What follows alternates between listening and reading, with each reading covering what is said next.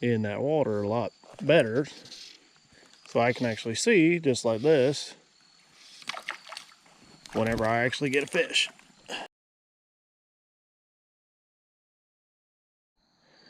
Well, hello there, guys. We are out here in Daniel Boone National Forest, small little trout creek.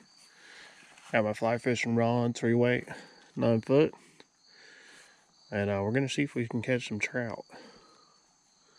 I've already been fishing here for 30-40 minutes, and I've had a lot of success catching some fish and having a good old time. I'm seeing right here these huge little why can't I think of the name of them? Tadpoles.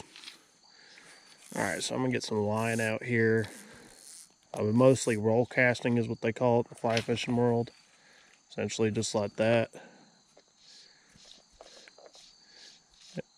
It's later in the year, so we're talking like fall, getting there, and this is what they call streamer season, which means that people are using stuff to imitate minnows, and that is mostly what trout are eating on. So I actually have a trout magnet.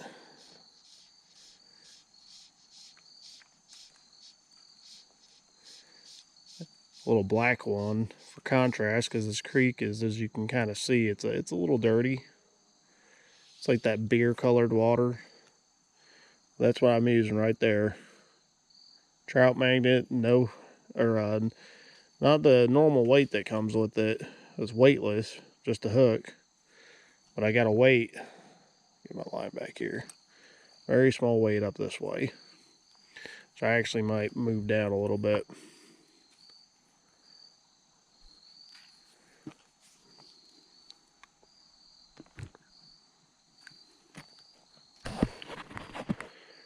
And watch, now that I got this camera on, I probably won't catch a daggum thing.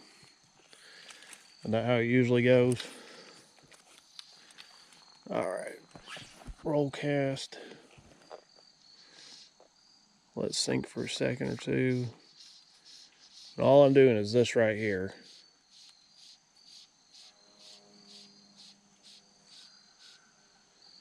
Just kind of cinching that line in. Which looks like a little bait fish kind of maybe struggling or swimming or whatever. Pull out some more line here and try getting it further into this tunnel.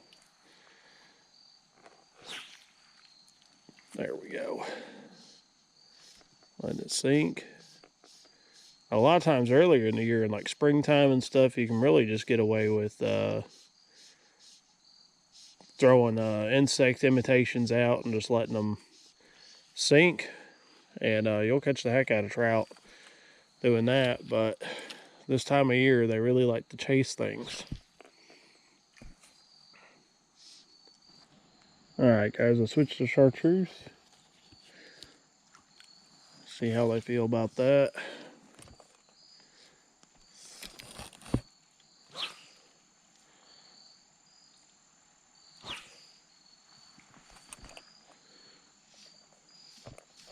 The nice thing about chartreuse for me is that I can actually see chartreuse in that water a lot better. So I can actually see, just like this, whenever I actually get a fish. Alright, got it in the old net here. This is a beautiful, very small little rainbow trout. Let me get him out here. Oh, that looks all caught up in the net.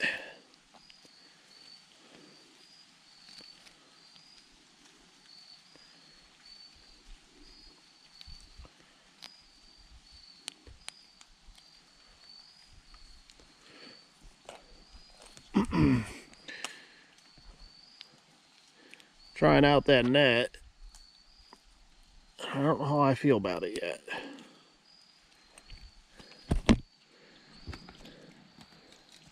Alright. Now these trout, for guys and gals who've never actually caught one or anything, they are very slippery, and they are very aggressive in the aspect that they do not like being caught, and they will fight. But yeah, right there, that's beautiful little adolescent rainbow trout. All right, get back in there, buddy. Now sometimes he just did it on me. He just went belly up. Sometimes if you just take your rod, yep, and just touch them, flip them over, they'll go right side up and they'll swim on off. These trout are pretty delicate, but yeah, I just, you know, give them a couple tugs with the rod like that, and a lot of times it doesn't necessarily revive them, but it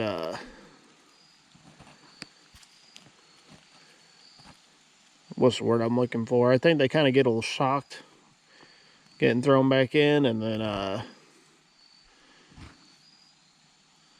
getting touched by something just makes them like wake up. They're like, oh, where am I at?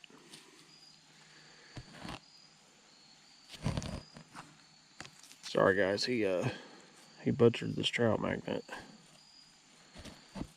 So I'm just trying to fix it up so I can actually fish it again.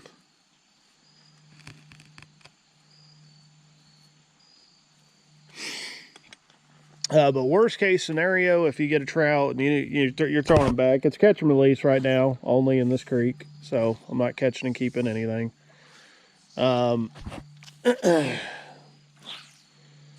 But worst case scenario, if they go belly up on you, grab them, put them in the water, and just kind of move them back and forth like this, and kind of resuscitates them a little bit. Ooh. I think I got hit by a trout, and I think he dug me. Oh, I got it off. And I got had a fish. I had a fish. They're really liking that. You're real sick of these daggum logs and shit up in my business. Tripping me up. He messed that trout magnet up. Of course he did. I might have to put a new one on. This one was, I'd already used it before, and it's a little janky. It's all ripped up and stuff. Yeah, I'm just gonna go ahead and swap it out. I'll be right back. Alright guys, I got a new trout magnet on there. So for those of you who bass fish and maybe know that bass are actually blue color blind, I'm sure you guys are maybe curious about trout, and are they color blind or what can they see? So they can actually see every color that we have, but they also have or that we have every color that we can see, but they also have a UV cone is what they call it. So when they actually see certain colors like a dark red or something like that, they don't actually see dark red. They see like almost a neon, very, very like in your face kind of red. So when you throw something that's already neon to these fish, I mean, they pretty much see like, wow, you know, what is that? Just like that. Oh yeah, he smacked that. Now these are stock trout, guys. These are not natural trout. So sometimes you'll get guys like this. Let me wrestle this little guy out of here.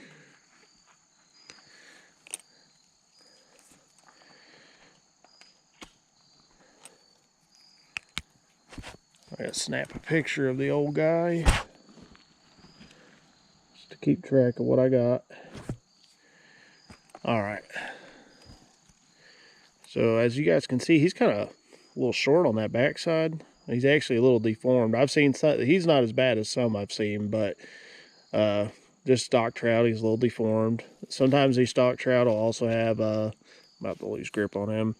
He's got all his fins, but sometimes these trout will actually lose their fins. They'll rub against the concrete, and we'll just have little nubs there. And that's at the concrete at the actual fish hatchery. All right.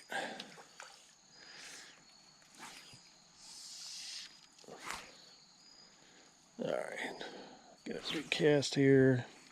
Boom. Not exactly where I wanted, but hey.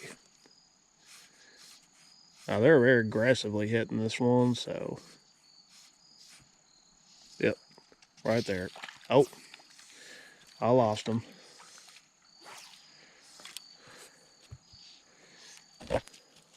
Sometimes it's just a color change, guys, I'm telling you.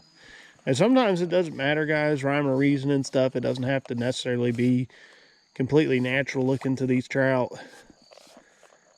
I mean, I have good luck on the color orange. I mean, believe it or not. I mean, it's a fantastic color. I just missed another. I saw him put it in his mouth. Oh, dadgummit. Get real sick of these daggum sticks over here. All right. So just like that. Strip, strip. Strip, strip. And I'm watching, waiting for it to disappear in the water. But I didn't see any following it, so.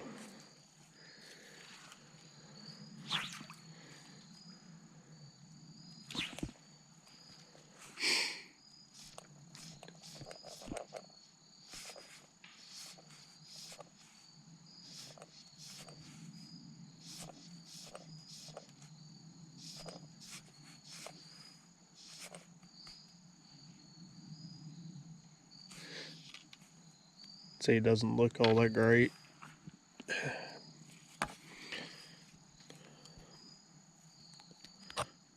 It looked goofy in the water there for a second. Okay, that looks fine. Well, here, let's try for these guys. Now that I can actually see, and holy crap, there is a bunch of trout right there. Oh, man. Okay, got it. I had it hit that leaf.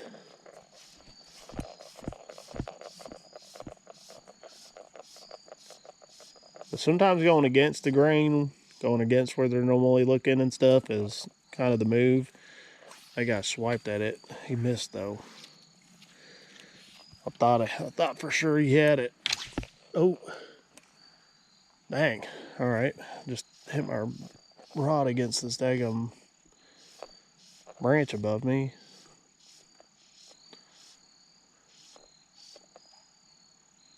There we go. Oh,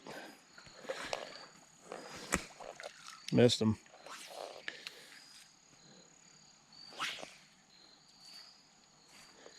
Sometimes they're hitting this thing so hard and ferociously, and then I get that good hook set on them, and they end up just tearing their mouths fighting me off. That's pretty stereotypical. These trout, I mean, I'm telling you guys, you think bass fight hard, you think anything fights hard. You ain't seen a trout fight. These guys fight like crazy.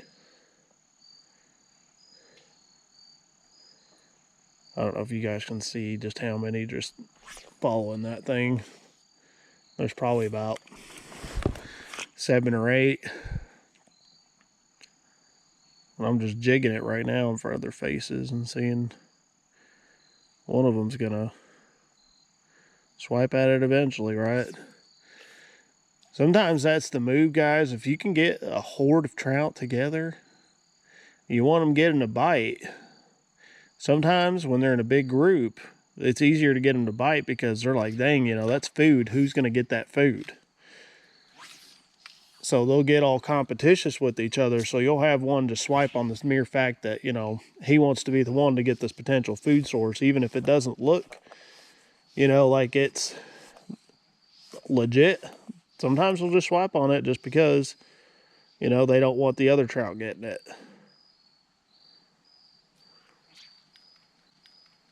Oh, man. Okay.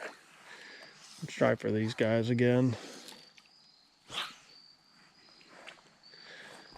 Now, a lot of people come and fish this hole, so sometimes I bet you these trout are just real worn out, like, dadgummit, leave us alone.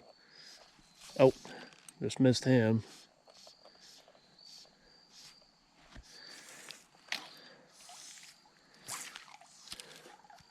It's either that or, you know, I bet you that hook might have gotten a little dulled up from hitting on these rocks. I wonder if that's what's going on.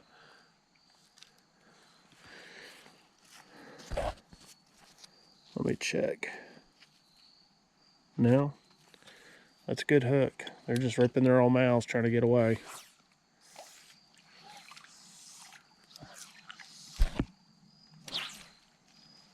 All right.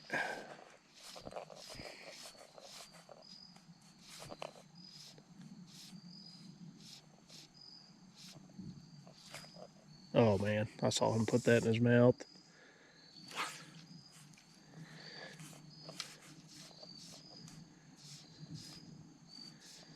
Sometimes they'll put it in their mouths, guys. I mean, they move so fast. They'll have it in their mouth and they will spit it. I mean, not even in a second. I mean, it's like, you know, blink and you'll miss.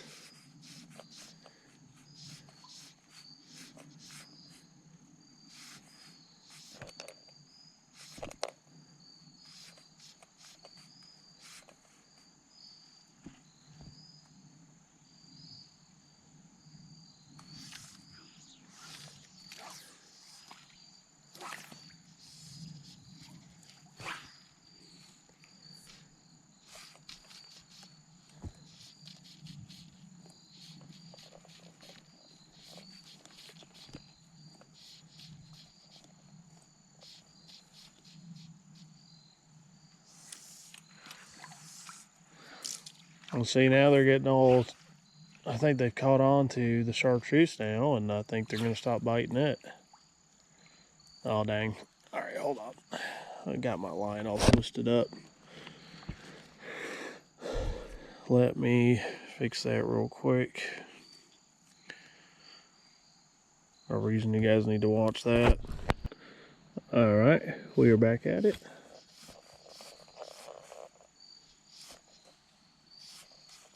Oh.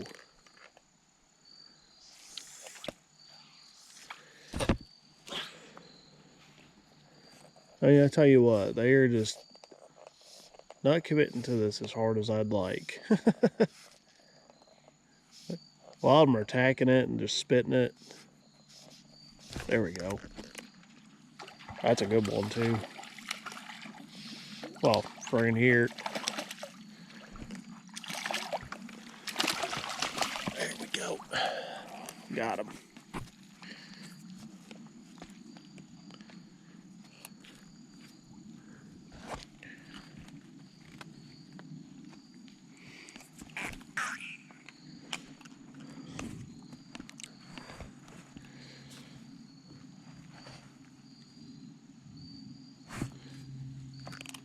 All right, check out that beauty, guys. A little bit bigger, maybe about a foot or so long. It's a real good fish. Sorry, it's kind of hard for me to get a good camera angle on it for you guys, just because of the way my vest is set up and everything. It's a real slimy fish, tell you what. All right, buddy, back in there.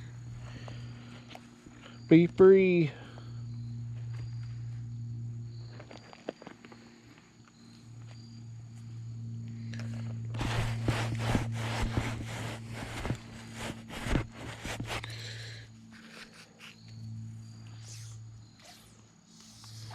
Yeah, if you guys have never thought about giving fly fishing a try, I'm telling you guys, I gave it a shot years ago, and it's probably been some of the most fun fishing I have ever done my entire life. It's easy, it's lightweight, and it's just really enjoyable. And I mean, you guys don't have to just fish for trout. You know, most people who, you know, fish consistently for trout will do it with a fly rod and reel and all that. But you guys don't necessarily need to do that. You guys can definitely fish for bass. You can fish for bluegill. I mean, this is fly fishing for bluegill. I'll tell you what, guys, you think I'm having fun here. You get on an area where there's a bunch of bluegill, you will catch the crap out of them. They are eating insects and bugs like crazy. But if you like creek fishing for smallmouth, on ultralight gear, you can do that on a fly rod as well. I mean, realistically, if you think about it, it doesn't get any more ultralight than a fly rod. You just have to learn the techniques and learn how to do these casts and stuff, and you'll be all right. I recommend watching Mad River Outfitters on YouTube. They are the guys who pretty much, they have the best videos on how to fly cast and pretty much do anything in regards to fly fishing. They'll teach you how to do the entire setup, you know, fly rod and reel, the whole 9 yards, how to do cast, roll cast. Now see, this cast that I keep doing right there, that's called roll cast. I'll teach you how to do that. It's actually probably one of the easiest casts for a beginner fly fisherman to learn. Just that one swipe at it. Oh, here we go. Look at that. That one's aggressive. Ooh. Look at that fight.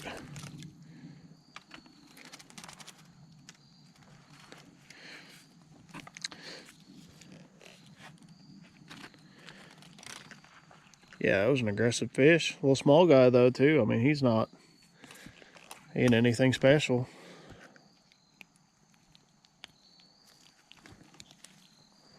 It's like a little sardine.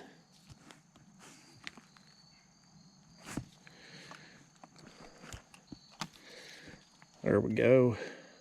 Another rainbow trout.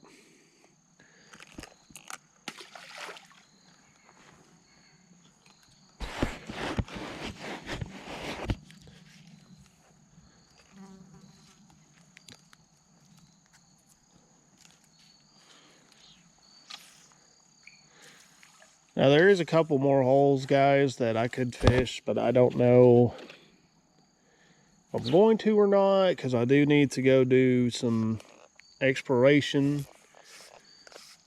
down the road here in a little bit, but I figured I'd just shoot this for you guys and show you guys a little bit of cool fly fishing stuff. It's tons of fun. It's a good time. I'm snagged up on. Oh, lordy.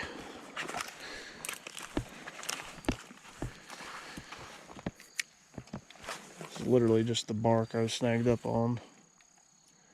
I just got everything else messed up.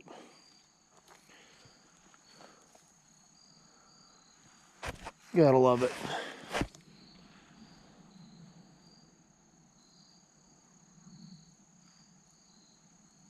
How in the world does this even happen?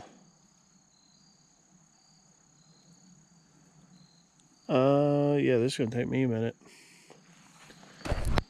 Okay, yeah, they got super tangled up. I actually think I'm gonna relocate myself over here.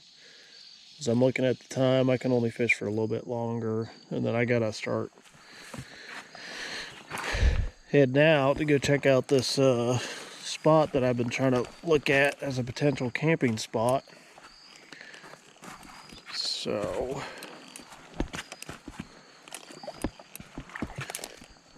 now we got a little bit more overcast again. See if chartreuse is still gonna do it for us. Overcast shouldn't last too long, I don't think. Just pulling some line out. That was bad roll cast, and there we go. Let it sink a little bit. Started our stripping.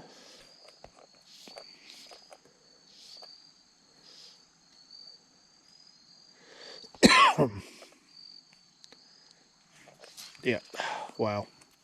I smacked that. Oh yeah, that's a fighter. Look at him.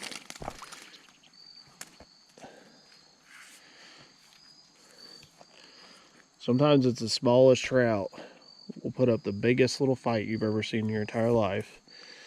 I mean, I'm serious, guys. These things fight like crazy. I fought a trout for 5 minutes in here one time. And once I got him up, he fought me while I was trying to get him off the hook. That was a good rainbow.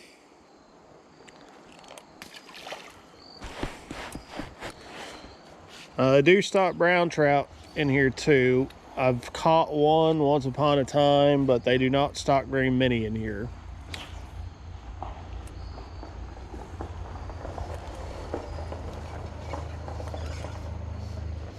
Looks like I'm about to have some company.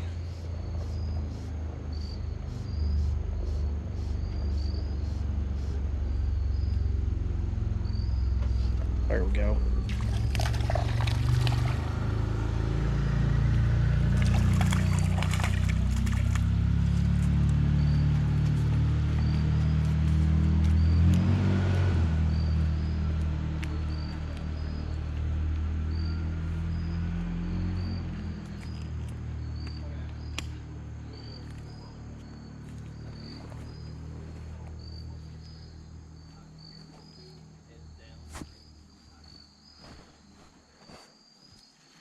Another decent size, about 11, 12 incher.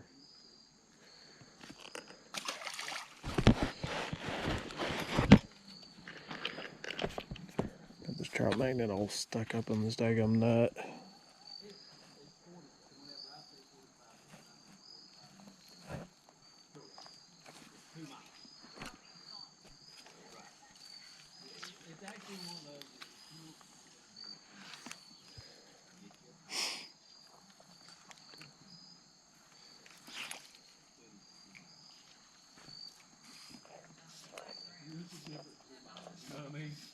So it's up to y'all if you want to hide down.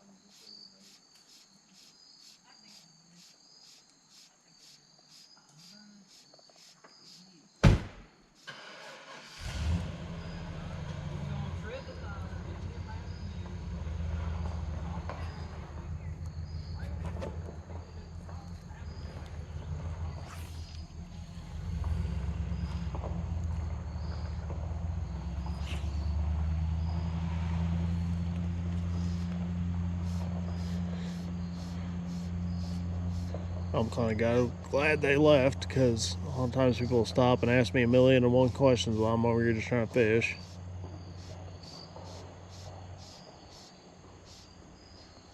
There we go.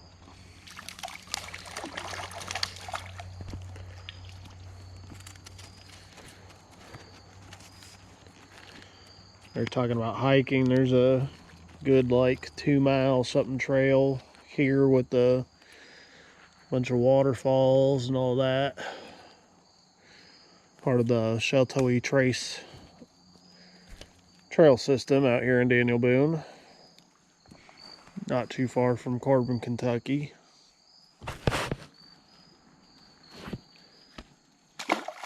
Oh, I didn't even show you guys that guy. My bad.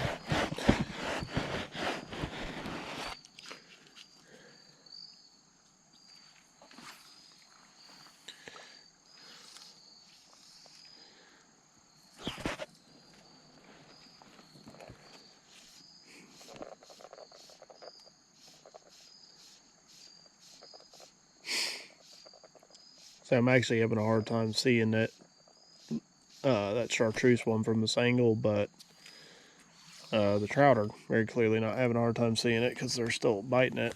He just messed up my trout magnet. Now I know trout magnets aren't like a traditional, some of the fly fishermen will be watching this like, what are you doing? That's not a fly. There's no rules, guys. Use what works. I like, in smaller creeks like this, sometimes I like using stuff like trout magnets because, I don't care as much if I lose my trout magnet. I'm going to be a little bit more upset if I lose something like my woolly bugger, which I did earlier, and that's why I switched to this. I lost it on a really good, decent-sized fish. He put up a fight and broke my line. Oh, that's nasty. See if I can get a better roll cast up in there.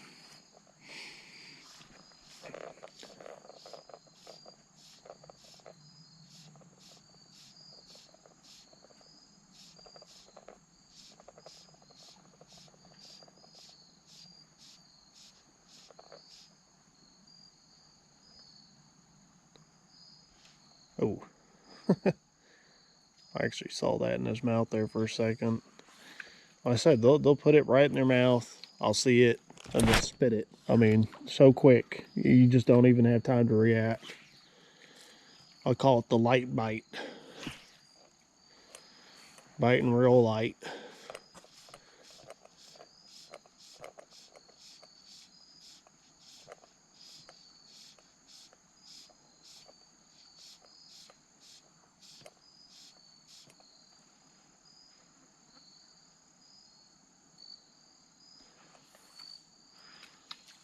Not even a follow on that. Well, not that I can see at least.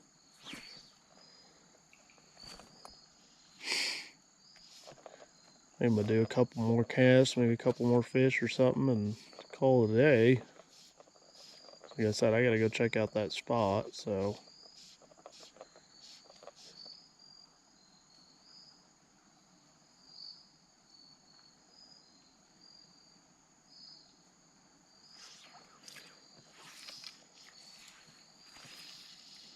Yeah, if you guys are wanting an easy, you know, bait to manage, and you can catch all kinds of trout, bass, all kinds of stuff on it. Trout magnets are absolutely great tool, but I do not recommend using them with the jig head whenever you fly fish with them, because it just don't work as well as you would think it would, especially when you're using something real small like a 3-weight. And explain to you guys about the weights of the fly rods. There's basically 0 through 12. There's a fish. So 3 is pretty small by comparison to other ones. 6 is in the middle, so you know 3 is pretty small. I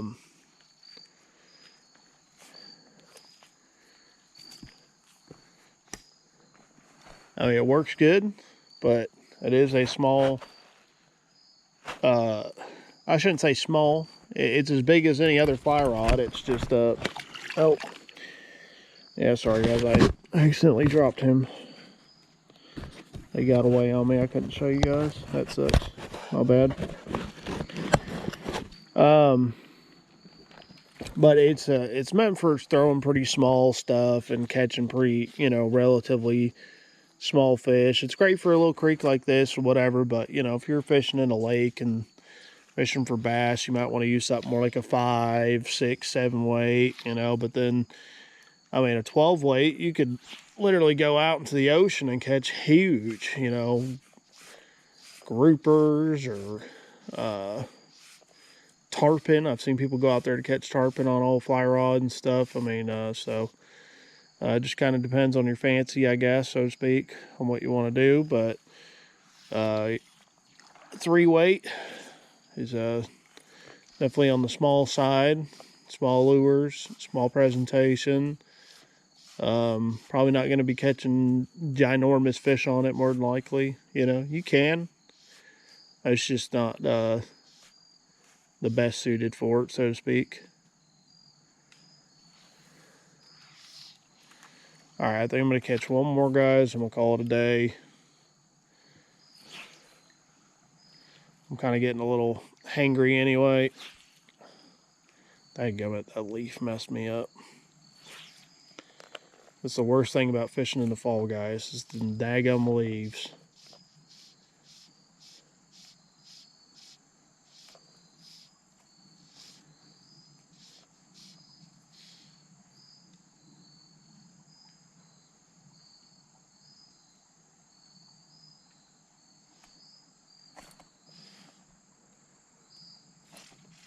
There we go.